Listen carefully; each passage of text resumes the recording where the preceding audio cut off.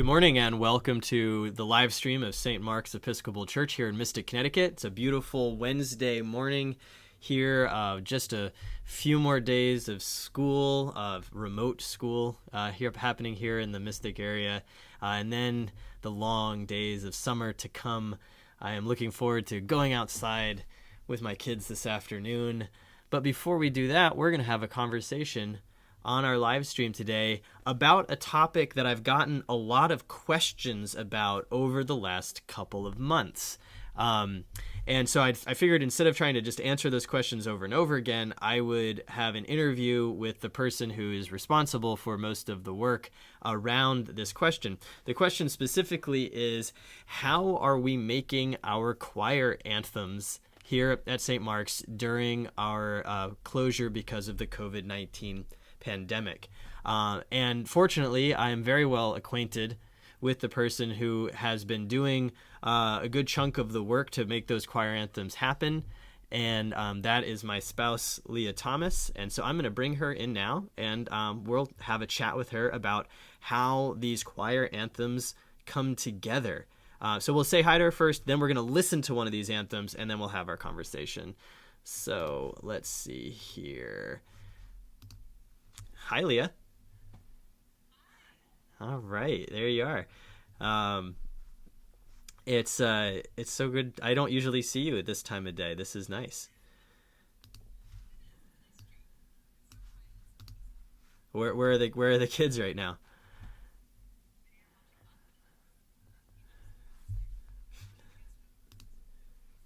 Yeah. Yeah, we literally took the bed that's in the guest room and literally bolted it to the wall like a Murphy bed that you can't pull down, to make a second playroom in our house so that there are more places for our kids to go during these long months of yeah. We haven't had many rainy days lately, so yeah. So why don't you set up? Yeah, so good. Mm-hmm.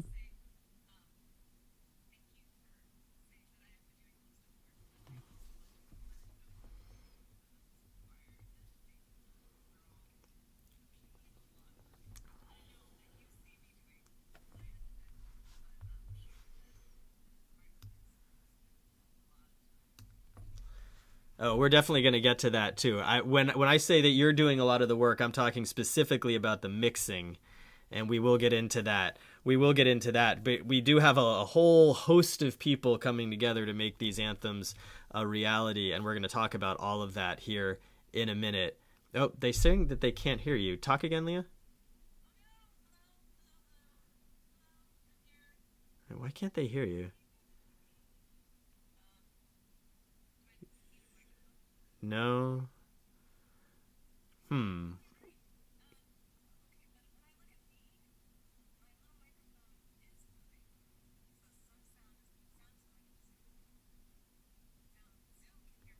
Yeah, it's showing that you should be able. It's saying that you're coming through here too. No, it's definitely picking up your sound. That's why I'm confused.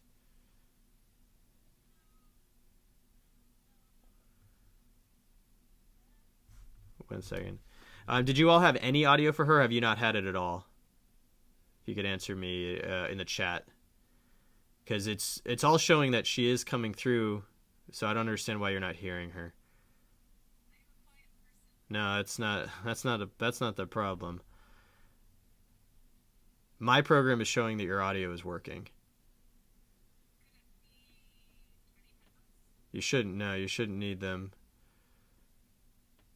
Hmm.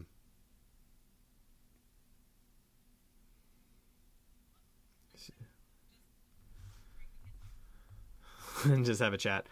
We can just have a chat in person.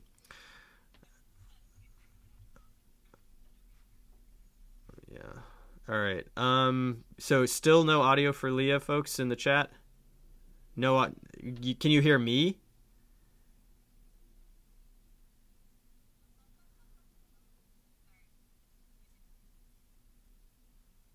This is weird.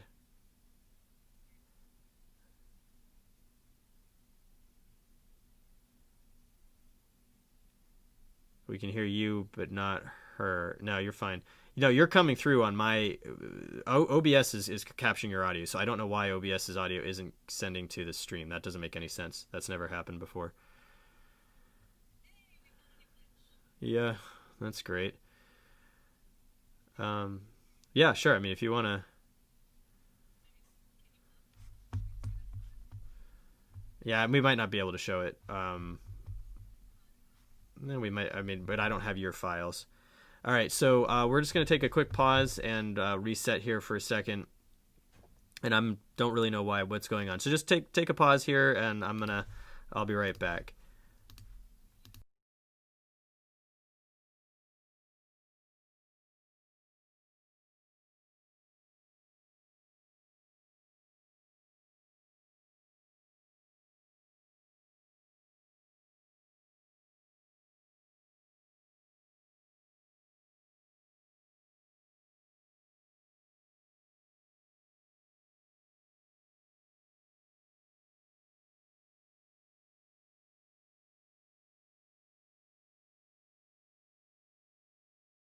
All right, I'm just gonna test something, folks. If you can let me know if you hear this music.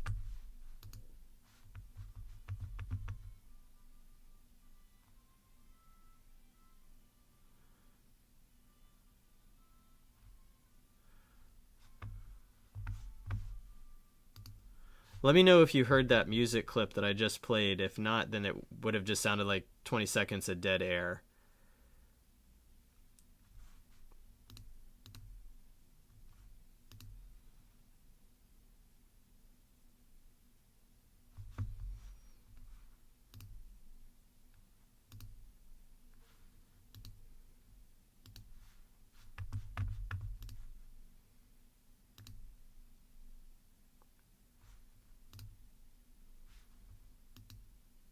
Care, talk to me again, Leah.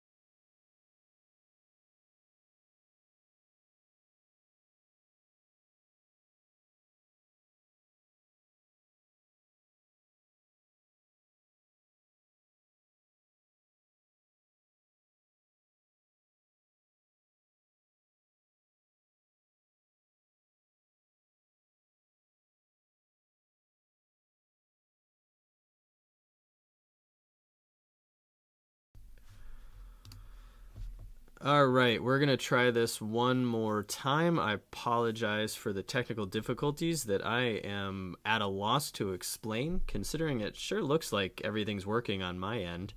But we're going to try to bring Leah in one more time from the house so that she can show us the audio program that she's using. And if that doesn't work, then I'll just have her run over here, and we'll go from there. So appreciate your patience. And alrighty, so let's try this one more time.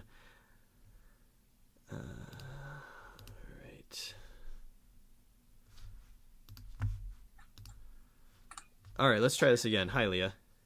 Hi. Can anybody hear me? All right, just Hello. we'll say if they can hear you. So let us know if you all can hear Leah this time, because again, all of my settings are telling me that you can hear her, and then you're not able to. So participants. You hear Leah? Peter Piper picked a peck of pickled peppers. If Peter Piper picked a peck of pickled peppers, where is the peck of pickled peppers Peter Piper picked? Yay! No? I think they can hear you. Oh, Excellent. they can hear me! Yay! You hear my... Yay! Alrighty. You hear my register. Thank goodness. The kids would be really mad if I took them away from their leggings. So I'm not sure. It looks like they're all good. Okay, I have no idea what the problem was that there. That was weird.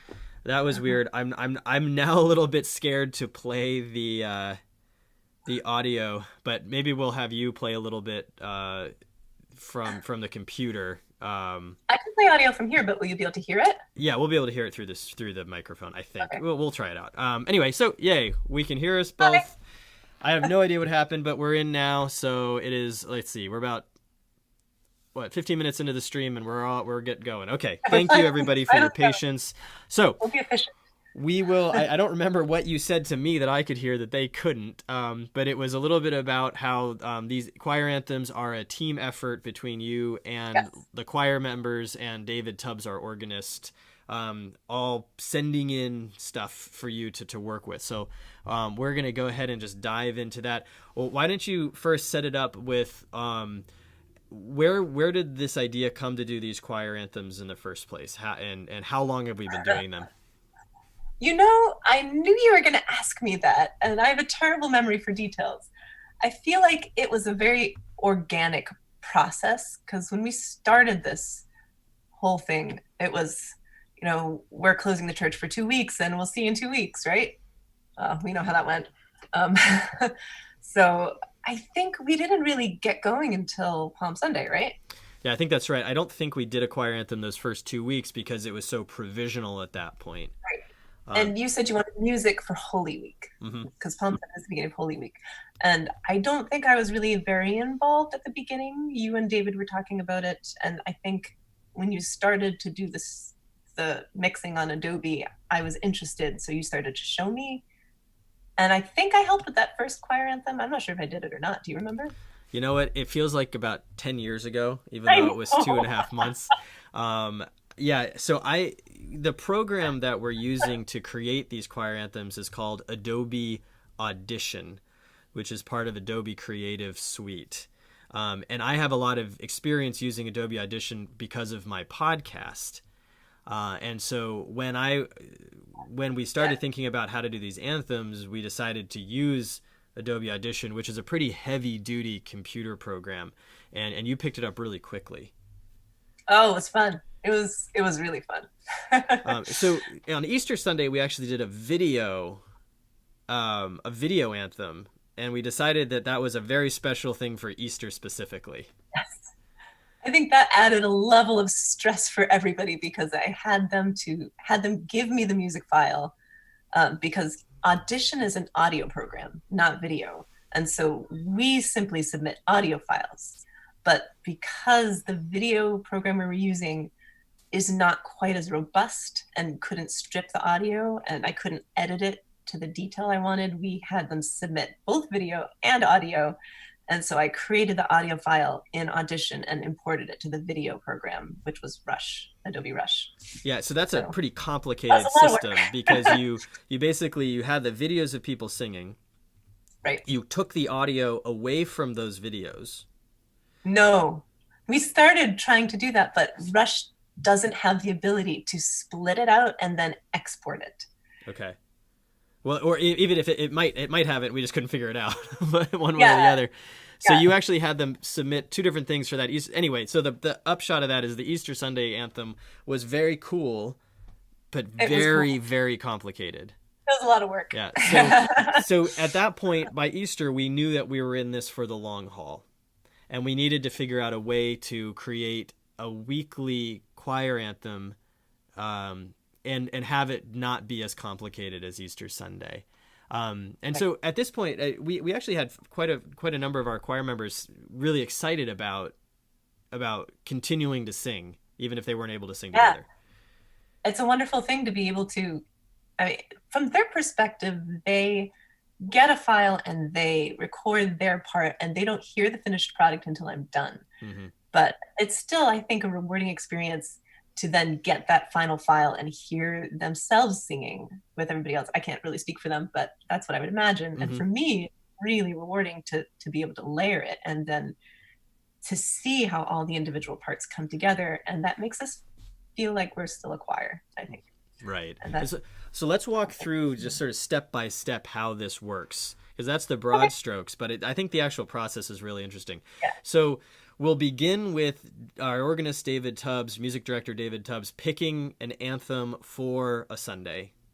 And Yep. he's been using what's called the Choral Public Domain Library. The important phrase in there is public domain, because it allows us to put things on YouTube. And then so he picks out an anthem. What is the next step after picking the anthem? After he picks the anthem, he needs to send me an audio file. So he records his piano part, and he does a great job of recording it to a very steady metronome mark. So it's very rhythmically steady the entire time, because that's kind of key to layering this all together. So he sends me a piano file. He also sends me piano files of the other voice parts, so that people want to hear it with piano, they can. And I've been using it to send a bass part sing along out, which is the next step of the process. So he sends all that to me, and he sends me the PDF. We sort of streamlined it so that he sends me everything now, and then I send everything out to the choir, because we found that was just easier for everybody. Okay, so you get a PDF of the anthem, the music notes. Then you also get audio files of a piano playing the music. Right. And then what do you do with those piano audio files? What are you creating that you then send out to the choir? Oh, this is the fun part. We discovered this after a couple weeks of doing the anthem, where we would just send the music, the written music, and the piano part to people. But we, as a choir, we learn our music singing together. We don't usually learn our music without other voices around us. And so actually it wasn't my idea. Some of the other choristers came up with the idea of singing together, even though we're apart. And so I started creating sing-along tracks. And so David gives me the piano part, and then I plug it into the program, and then I record my voice singing all of the parts except the bass part. And so I send out a recording of just the soprano part with the piano underneath, and just the alto part, just the tenor part, and the bass part. If we take it up an octave, I'll sing it. And if we don't take it up an octave, then I use the piano part to put that out. And so what they're hearing is me singing along over the piano part, but it's lined up to the very specific one piano part that we're all recording to, so that everything is rhythmically correct. Wow. So we have our steps. Then we have David picks an anthem, plays the piano part. Sends it to you. And then step 2 is you create vocal tracks based on the piano, which you then send to the choir members. And then now they have those files. What do they do? So they have the music in front of them, and they have an audio file. I'm actually not 100% sure what they do, but what I imagine they do is they have a recording device, probably their phone. So you could use voice memos or any similar, voice recording device. And then something else is playing. I don't know if they could use the same device, probably not, is playing the audio in their ear. And so they have headphones on playing what they hear. And so the audio recorder only picks up their voice, but they're singing along with the track. And so it lines everything up. So that's their job. And then they send it to me. And the beauty of the program is this program can accept any audio file. Really any type of file, yep. Any type. So it doesn't matter what they use to record themselves with. So you're getting tracks then from several of our choir members, and a couple of them are actually sending you multiple voice parts, right? Most people send me multiple voice parts. Yeah, I usually get 2, sometimes 3 from a person. So we take our choir of, I think we started with 5 people from our own choir, and we practically doubled ourselves, which is fun. And then, so speaking of that real quick, we have also inherited some choir members, right? Yes. Yeah, word got out. And I think it started with one of our choir members' sisters. And then I think choristers from her own choir, I'm not 100% sure if they're all part of the same choir or not, but they're sort of stranded choir members who don't have a virtual choir of their own. And we're singing beautiful music, and it's part of a community that, we're all part of. So we've picked up another 5, maybe 6. I think I've lost track. We've doubled the size of our choir, people-wise. Yeah, and that's even those really people wild. are sending me multiple tracks. Yeah, it's pretty cool. It's neat. It's neat to have been able to invite folks from other places than St. Mark's to be part of this, because they want to sing, and that's really neat. All right, so now David has made the audio tracks for the piano. You have made the voice tracks for people to sing along with. And I just want to just clarify that step. The reason that you're not just sending the piano part to people is that it's easier for somebody to sing along to another voice than it is to sing along to a piano?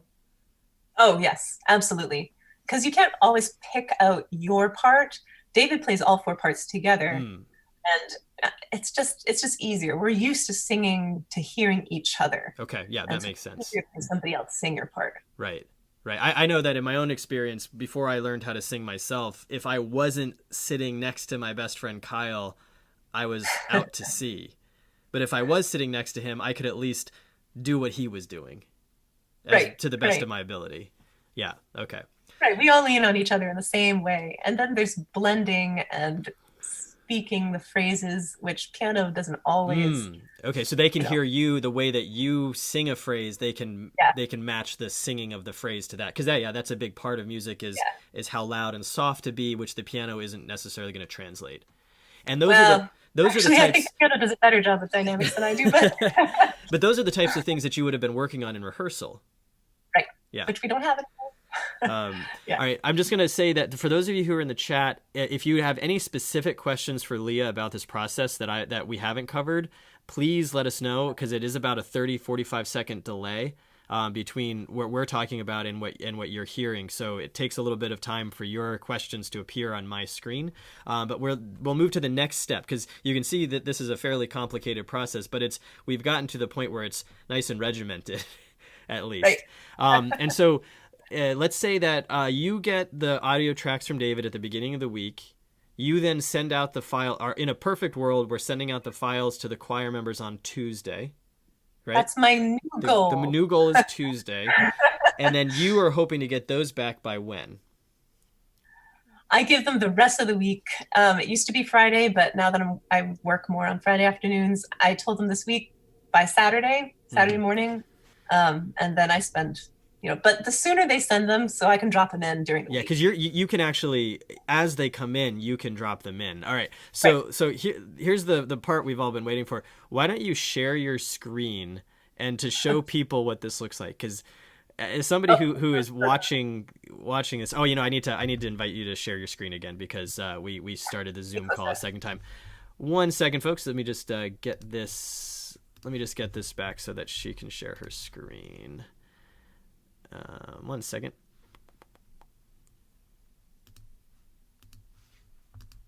Uh-oh. All right, you're good to go. Uh-oh. What happened? I'm looking for you. There you are. Got it. Okay. All right, so Leah's going to share her screen. She's going to show you what Adobe Audition looks like. Okay, that's what it looks like without anything in it. Yeah, let's open up last week's file.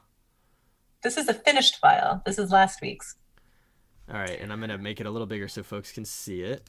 Let's do back to the beginning of that one. There we go. Okay. So now we are seeing your screen now, and we can see. So what are we actually looking at right now? Okay, so what we're looking at, last week we did a big thing for Pentecost where we actually added instruments. So what we're looking at is the individual tracks that people have sent me, all put together on top of each other, stacked like a cake. So down here, can you see my mouse pointing? This thing? Or does that not share? Oh, I can't hear you. Oh, no, we're good. We can see your mouse. Oh, you can see my mouse. Okay. Yep. So down here at the bottom, I usually put David's part. So this is David's piano part here. And then I just layer the parts on top. So this was me playing the cello, this is Martha playing the violin, and Rennie playing flute. And so all the instruments I grouped together down here at the bottom. And then I just put everybody's, sorry for anonymity, I actually label everybody's parts so I can keep track of who I've already put in. So we have all the choristers' individual parts. And then these are the audio files. And so I've sort of zoomed in a lot so you can see I have 1, 2, 3, 4, 5, 6, 7, 8, 9, 10, 11, 12, 13, 14, 15, 16, 17, 18 voice parts and 4 instrument parts. And then this last track down here is just the master track. So 18, we have literally 18 voices singing in this choir, which is normally 5 or 6. So we've tripled. 18 people. Well, no, I said 18 voices. I said 18 voices specifically. So we have 18 voices. It's about 10 people, 8 to 10 people. Right. So maybe you could scroll over a little bit and to show us what we're looking at then. As the track continues, you can zoom in. You all can see the audio wave files is what they're called. Right. Yep. And so I have all these files, and you can see everybody on top of each other. So as I go over here, you can see how they kind of all line up. And the thing that I learned this week is how to use all these vertical lines you see. Yeah, the markers to line stuff to really line up apart. And what's really cool is you can zoom in as much as you want. Yep. So what I'm doing right now is just zooming. I'm going to go back to that really crowded place over there. This was a really tricky entrance. Entrance of the music, you mean? People starting to sing a new phrase. Yeah. It was really hard for everybody to sing together here. And so I'll just zoom into a couple parts. So what I can do is put a marker here, and then I can line up everybody's entrances right here. And so I can cut and paste. So I cut and paste the part down here. And so I can see where, so this ruler up here tells me where the beats fall, and I can just put the marker right on there, and then I can line up the wave file, the video file, so that, or the visual wave, so that it all lines up at the same point. And that was really great, and that made the Come Holy Ghost really very interesting. Tight. Yeah, those are the types of things you can do in sort of post-production or production of this that you wouldn't be able to do live if you were all singing it live. And of course, singing live is wonderful and has its own character, and yet when you're making a video or an audio file, you're able to do some of this more editorial work to get things all lined up together. I was thinking about why I do this, because it's our choir. We want it to be our choir. We want it to be like we're there. So how finicky do I really need to be? And I don't move things very much. But the thing that you don't get when everybody sends in an individual file is you don't get to listen to how you fit into the whole. So this is kind of how I replace that. Okay. We don't get to blend with each other. We don't get to sync with each other. When we're singing in a choir, we have like little antennae on our heads, and watching and listening to everybody else. And so that helps us to sync our entrances. So you're doing that kind of virtually with the program. Got it. That makes sense. After the fact. Sure. So here we go. Here we go to the end of the file, and then we all end nicely together. So why don't you go ahead and just play us a little clip of that, and it'll just, unfortunately we're not able to play this through. You're just going to hear this through Leah's speakers, but that's okay. Do you want me just to play it out of Adobe? Yeah, that's fine. Okay. From the top or from where everybody comes in? Sure, when they come in, right there.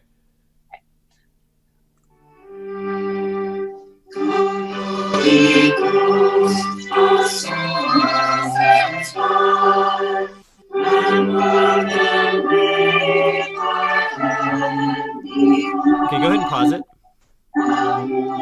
And now just solo one of your tracks, just so people can hear what it sounded like when you sent out a track to somebody, which was just... Oh, no, you can just hit solo. Hit the S is solo. Oh, thank you. See, I'm still learning. There's always new things to say. No, I don't send out just my track, though. I send out me and David. Okay, I think you can hit solo on his as well. On David. Okay. Yeah. So this is what they hear. Somebody wanting to record the soprano track will have just heard this. I'm picking a different one.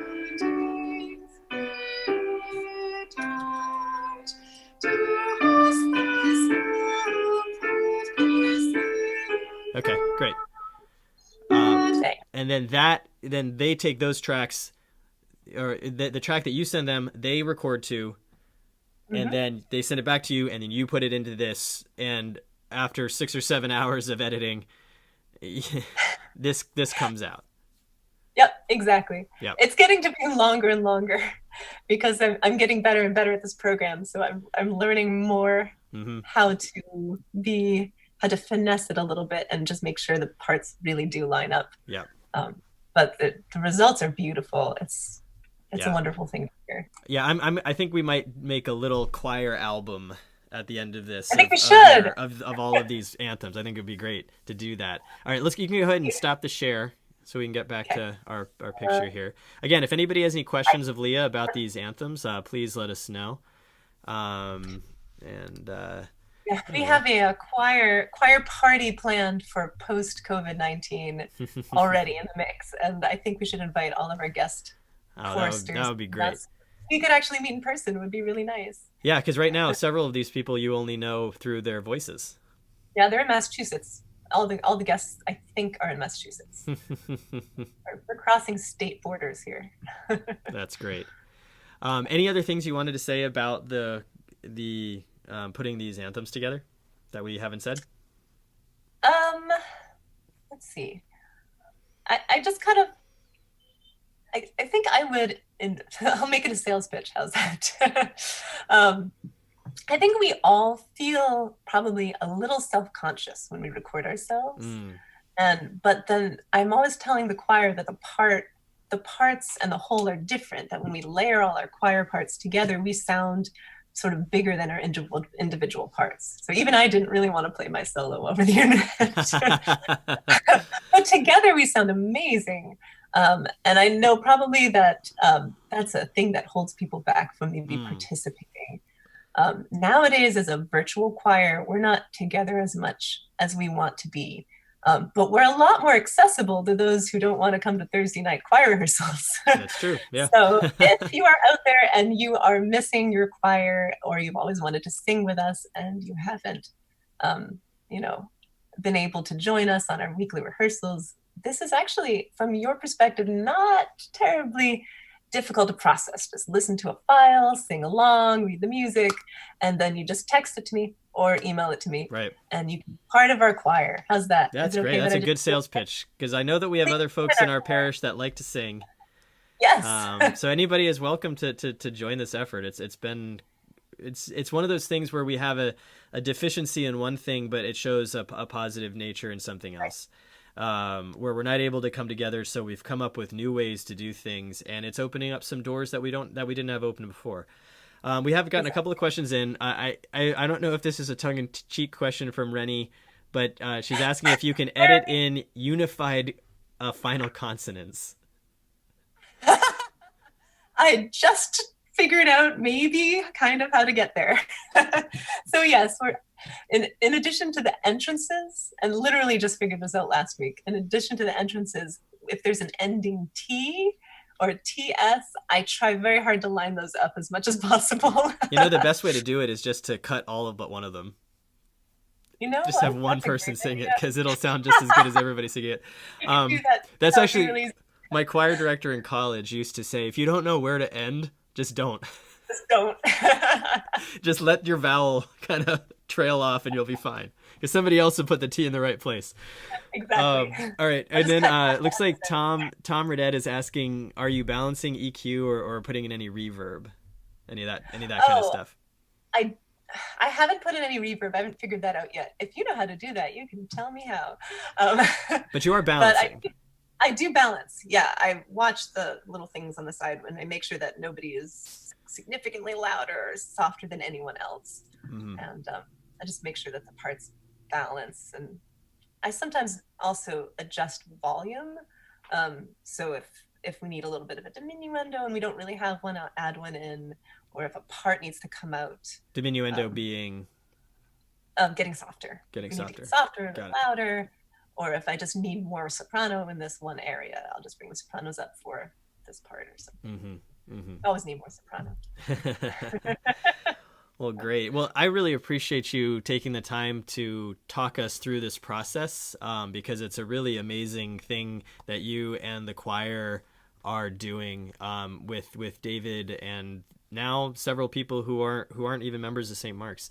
So thank you so much for all of your work in that area, and I look I'm forward to happy hearing to- what you guys are doing for this week. Oh, it's going to be great. And we could use a bass part, Yeah. Tom. Yeah, any Since you're bases long out gone. there in YouTube land want to give us a bass part? We could use it this Yes, week. All be right. funny. Well, thanks so much for being with us, Leah. No problem. All right, and that's gonna do it for YouTube live stream today, St. Mark's Live. Really glad that you were able to stick with us while we worked out those technical difficulties at the beginning of the live stream, in order to have a really interesting conversation about putting together our choir anthems. Please do join us this Sunday, 9 a.m., right here on our YouTube channel for our Trinity Sunday service, as well as our congratulations to our high school graduates. That's happening this Sunday, 9 a.m., right here on YouTube Live. In the meantime, if you want to send us some choir parts for our anthem, be in touch and we'll get you the files, so you can be part of that wonderful group of people making music still here at St. Mark's. But until this Sunday, God bless and be well.